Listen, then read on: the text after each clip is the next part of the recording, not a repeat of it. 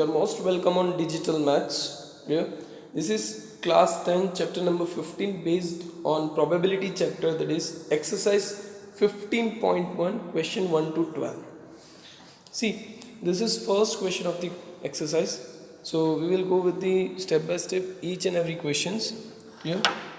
So first question is probability of an event E plus probability of an event not E means what will be the answer. If you have gone through the concepts of introduction तो आप लोग को आ जाएगा introduction के concept के base पे. So can you tell what will be the probability of an event plus probability of event not occurring या नॉट E. So answer is 1 because हमने बोला था अकॉर्डिंग टू द फार्मूला और individual, so answer would be 1. Then second question, the probability of an event that cannot happen is dash. Such an event is called dash. The probability of an event that cannot happen, जो कभी हो ही नहीं सकता, that is it is impossible event, और उसकी probability क्या होती है 0. So 0 and such event is known as impossible event. Third question, the probability of an event that is certain to happen. Certain to happen मतलब जो sure है, जो होगी, उसकी probability क्या होगी. Such an event is called dash. So first of all certain to happen, that is probability 1, और उसको बोलते हैं हम लोग sure event. Yeah, it is known as sure event. Then fourth question, the sum of the probabilities of all elementary events of an experiment is dash. Sum of all elementary events of an experiment is dash. probabilities. See, probabilities के individual sums के बारे में हमने बात किया था. तो individual sums that is always equal to means जितने भी events हो रहे हैं उन सब का अगर एडिशन करते हैं तो आंसर हमेशा 1 आता है. So the sum of probabilities of all the elementary events of an experiment is 1. Question number 5, the probability of an event is greater than or equal to dash and less than equal to dash. Greater than equal to 0 and less than equal to 1. So the probability of event is greater than, ये इसकी range के बारे में बात कर रहे हैं. So the range of probability is between 0 and 1, that is greater than equal to 0 and less than equal to 1. So these things are basics but it must be remembered, so it could be asked in 1 mark question. So ये चीज़ ध्यान रखना है. Then second question, which of the following experiment have equally likely outcomes? Explain. मतलब ऐसे कौन से events हैं जिनके दोनों के प्रोबेबिलिटी 50-50% के चांसेस हैं. Equally likely outcomes means 50-50% chances हैं. A driver attempts to start a car, the car starts और डज नॉट स्टार्ट. तो क्या इसके इक्वली चांसेस हैं कि स्टार्ट हो सकती है या नहीं हो सकती. सी, ये बहुत सारे क्राइटेरियाज पे डिपेंड करता है कि वो मैन को गाड़ी चलाने आती है, वो स्टार्ट करने आती है, car is in a good condition और not. So this statement does not have equally likely outcomes as the car may or may not start depending upon various factors like fuel etc. Means बहुत सारे condition हो सकती है, car ठीक है, ख़राब है, कैसी है. सो सिर्फ स्टार्ट और डज नॉट स्टार्ट के ऊपर हम लोग इक्वली आउटकम्स की बात नहीं कर सकते. We can not go through it. Clear, समझ में आ रहा है. Now second is a player attempts to shoot a basketball, he shoots और मिस द शॉट. तो ये चीज़ पॉसिबल है कि प्लेयर अगर उसको मारता है तो या तो वो गोल को लगेगा बास्केटबॉल के अंदर, मतलब शॉट होगा, या फिर नहीं होगा बास्केट के अंदर.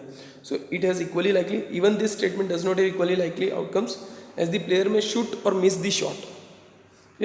सो शूट्स और मिस द शॉट तो इक्वली लाइकली प्लेयर्स की कंडीशन के ऊपर डिपेंड करता है कि प्लेयर्स किस तरह से हैं. सो वो चीज़ रह जाएगी. Then third, a trial is made to solution a true false question, the solution is right और रॉन्ग. क्लियर, देखो सॉल्यूशन या तो राइट होगा या रॉन्ग होगा ट्रू और फॉल्स स्टेटमेंट के ऊपर.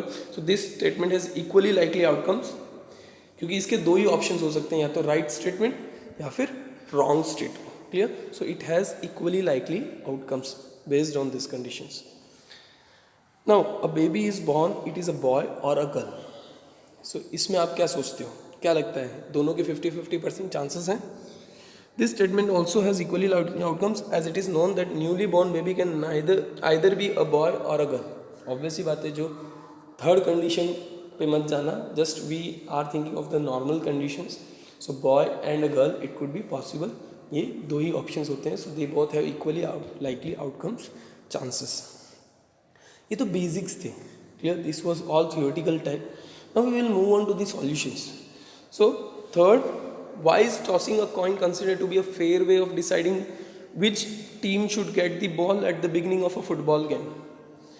Why is tossing a coin considered to be fair way of deciding which team should get the ball at the beginning of football game? कोई भी गेम है, फुटबॉल गेम है, cricket game है, toss, हम लोग coin को toss करते हैं. क्लियर? उसको फेयर क्यों कंसिडर करते हैं डिसाइडिंग?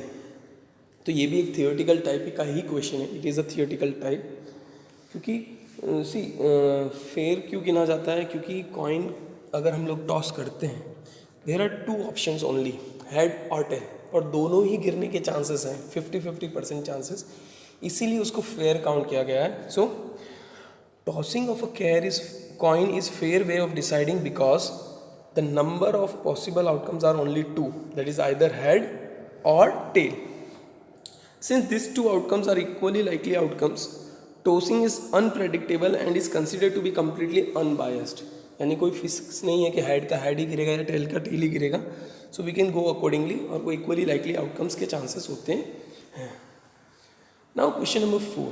देखो, प्रोबेबिलिटी हमने पढ़ा है, प्रोबेबिलिटी चैप्टर हमने किया हुआ है. सो बेस्ड ऑन इट आपको बताना है which of the following can not be the probability of an event. कौन सा ऐसा है जो प्रोबेबिलिटी ऑफ एन इवेंट नहीं हो सकता. देखो, देखते ही पता चल गया होगा, समझाने की ज़रूरत नहीं है. क्यों? Because probability is never negative. Less than zero जाता ही नहीं है. सो इट इज़ नेवर नेगेटिव. तो -1.5 आंसर आएगा. क्लियर? क्योंकि बाकी देखो 2/3 अगर हम लोग कंसिडर कर रहे हैं. क्लियर? सो 2/3 पॉसिबल नहीं है, क्योंकि 2/3 के हिसाब से तो वो लेस देन 1 हो जाएगा. सो 2/3 इज़ नॉट पॉसिबल. सो उसके अकॉर्डिंग हमको चेक करना रहेगा. So only -1.5. The probability of an event is always lie between 0 and 1. That is 0 less than equal to probability of event less than equal to 1. So from the above options, option B, that is -1.5 cannot be the probability of an event, क्योंकि वो negative तो होता ही नहीं है. So negative नहीं होता तो वो पॉसिबल नहीं है. Clear? Question number 5. If probability of an event equals to 0.05, probability of an event is equal to 0.05, what is the probability of an not E? देखो, फार्मूला आपको पता होगा बेसिकली, उसके बेस पे चलते हैं. सो पहले formula, probability of an event is 0.05 जो हमको दिया हुआ है. Since probability of event plus probability of not E equals to 1. Clear है? ये हमारा फार्मूला है कि दोनों इवेंट हो रही है और नहीं हो रही है, दोनों का एडिशन हमेशा 1 होता है. सो प्रोबेबिलिटी ऑफ नॉट ई, यानी जो इवेंट नहीं हो रही है, not occurring, that event is not occurring, that is equals to 1 minus probability of an event, that is equals to 1 minus 0.05. therefore probability of not E equals to 0.95. समझ में आ रहा है?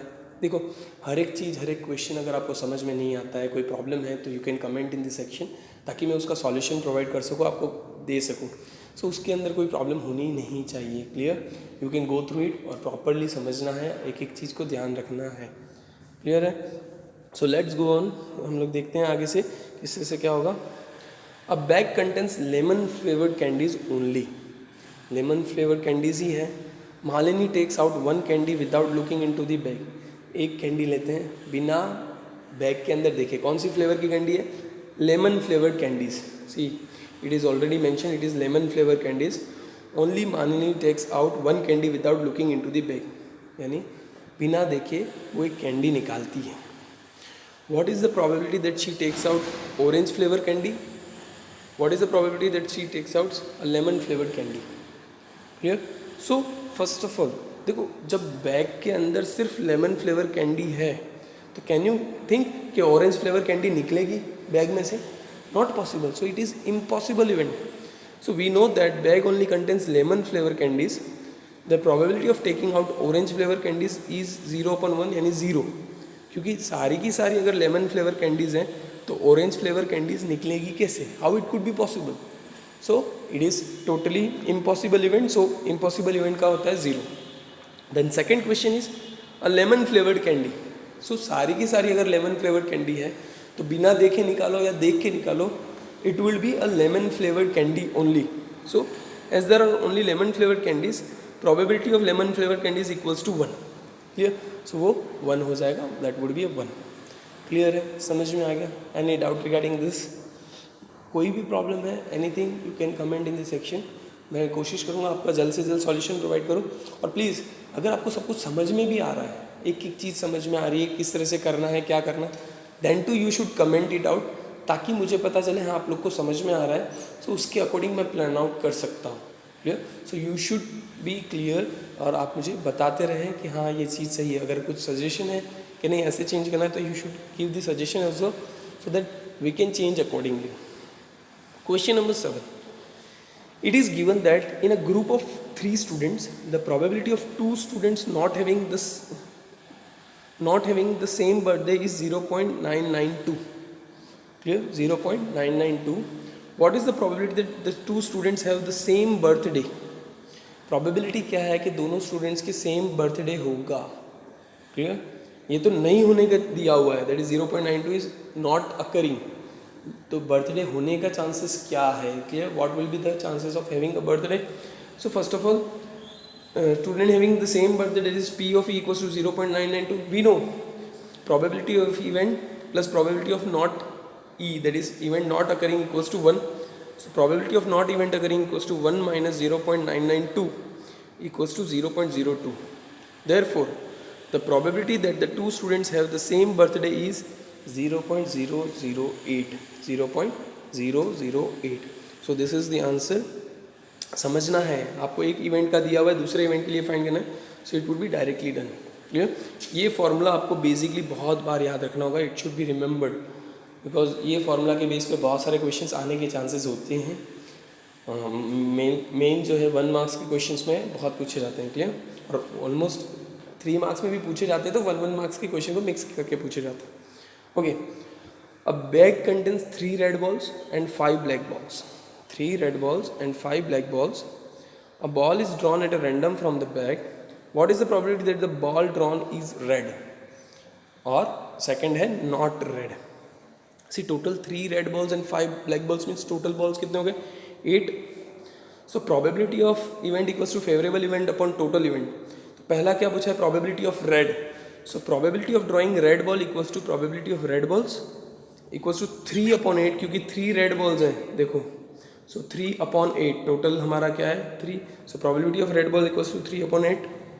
सेकेंड क्वेश्चन था नॉट रेड, तो probability drawing black balls हो गया. Not red मतलब black balls, या probability of drawing not red balls भी लिख सकते हो आप, और लिखना वही है not red balls. So that is 5 black balls है, तो 5/8. जो red नहीं है that is black ball. So 5/8. You can go through it.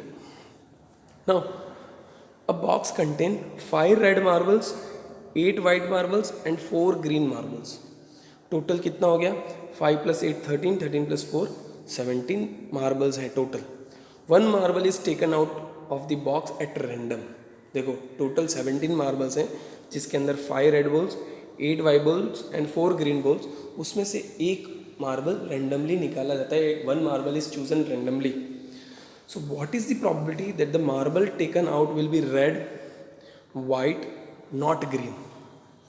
What is the probability that the marble taken out will be red, white or not green? ठीक है, तो first of all red की अगर हम लोग बात करें तो टोटल 5 रेड मार्बल्स है, तो और टोटल बॉल्स कितने? 17, तो 5/17. क्लियर है? समझ में आ रहा है? मैं जस्ट बता रहा हूँ आपको, फिर आगे देखेंगे. फिर white marbles, so white marble कितने? 8, तो 8/17. नॉट ग्रीन, यानी ग्रीन मार्बल को छोड़ के बाकी के 2 मार्बल्स होंगे, तो नॉट ग्रीन मीन्स 8 + 5 13/17. चलो चेक करते हैं. Total number of marble equals to 17. probability of event equals to favorable event upon total event. Clear? So that is total number of red marble equals to 5. So probability of red marble क्या हो गया? 5/17 यानी 0.29. देखो 5/17 पे छोड़ते हो then to it is correct.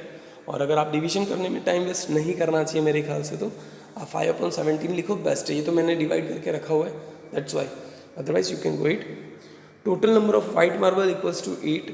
So probability of white marble that is 8/17. 0.47 division पे आता है. You should not do it. 8/17. Clear?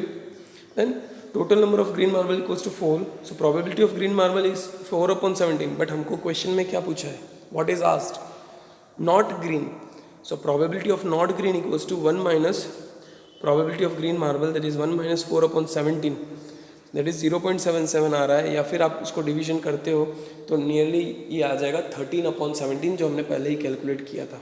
5 + 8 directly भी कर सकते हो, इट इज़ नॉट नेसेसरी कि आपको ऐसे ही करना है, यू कैन डायरेक्टली गो कि not green marble is asked, 5 + 8 that is 13/17. Clear. Question number 10. A piggy bank contains 100 50 paisa coin, 100 50 paisa coins, 50 1 rupee coins, 20 2 rupee coins and 10 5 rupee coins. याद रखना 100 coins किसके हैं, 50 पैसा के, 50 कॉइन्स 1 रुपी कॉइन के, 20 coins 2 rupee coin के and 10 coins 5 rupee coins के. So total coins हो गए 180. 100 + 50 150 + 20 170 + 10 180. If it is equally likely that one coin will fall out of the bank is turned upside down, what is the probability that the coin will be 50 पैसा coin? So सबसे पहले 50 पैसा coin कितने हैं, 100.